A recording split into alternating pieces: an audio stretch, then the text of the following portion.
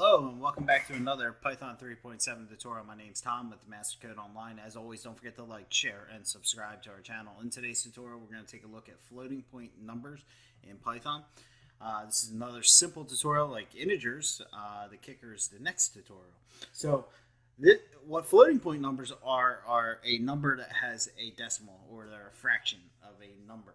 So 1.3 would be a decimal, or negative 1.3 would be a decimal, or 0.33 would be a decimal. So let's just take a quick look at them real quick. A is equal to 1.3, and we call A 1.3. Then we say type on, A is float.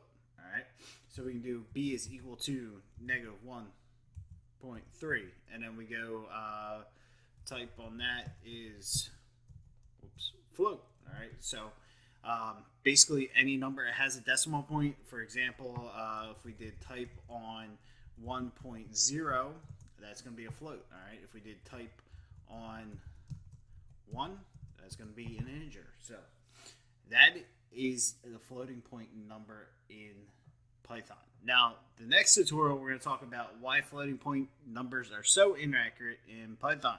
So I'll see you in the next tutorial.